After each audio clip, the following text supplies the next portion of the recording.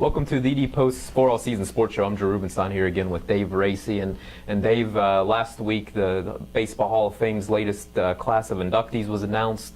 Tom Glavine, Greg Maddux, Frank Thomas, nobody can really argue with that, but the story once again is about the voting process and guys who were left off, and it just seems wrong. Would you agree that those guys are being overshadowed by something else? Oh, you mean the inductees? Yeah. Yes, yeah, I understand. I mean, obviously 300 game winners. I believe Levin won 300, and Frank Thomas, who was a major force. Yeah, that was easy to get in. But all those guys, Maddux and Glavine, very low key, and Thomas to a more extent. So, how the things are today, they go with where the biggest squeaky wheel is, and was the accused or thought of steroid users that are not in.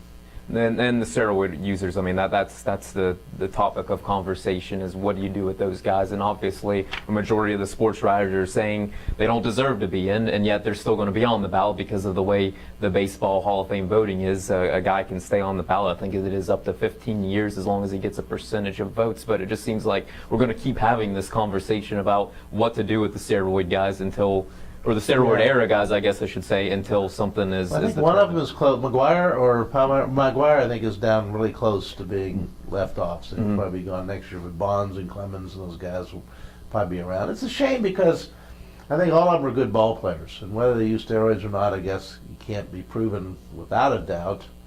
But they probably would have had great careers regardless of the steroids. Maybe not as great. Maybe not 72 home runs like Bonds, but. They would have had good careers. And it's too bad if they did use it, and if they didn't use it, it's really too bad that they're not getting maybe their proper due. If you're a baseball guy, you followed it your whole life, Cubs fan as I understand it, and Sammy Sosa is certainly one of those guys. If you were a Hall of Fame voter, would you vote in the McGuires, the Roger Clemens, the Mike Piazzas, the guys? I mean, a Mike Piazza, for instance, you look at his numbers, there's probably not been a better hitting catcher than Mike Piazza. Has never failed a drug test, has never admitted to using drugs, and yet there's speculation because of back acne and things like that. What would you do with these guys?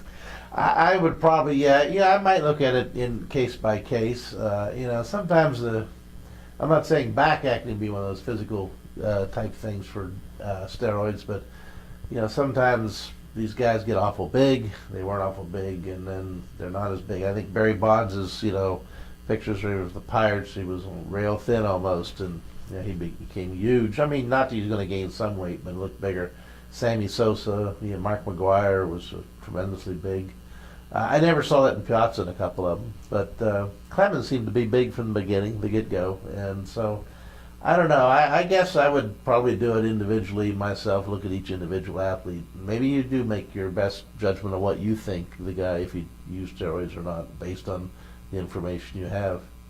Because, I mean, it's just an interesting era where you can't ignore that it happened. It did happen, and those summers with McGuire and Sosa happened and captivated the entire nation. So it's and we haven't seen anything close to that since. So that would, that's like I say, it's hard not to rule those things out, even though they haven't been caught in the test situation.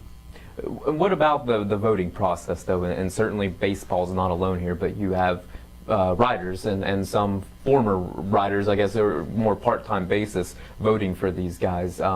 Is that appropriate? Is that right that you should have baseball writers, or would you think of changing up who has? Well, I don't know. Is it writers? It might be broadcasters, but someone who watches the team, from spring training basically daily all the way through, and now with highlights and stuff, they can see all the other athletes play. Plus now the interleague gives them a chance to see some other players. So it's probably better than it used to be. And because the writers can see an awful lot of baseball now. I don't know who else, other than broadcasters, would see as much baseball.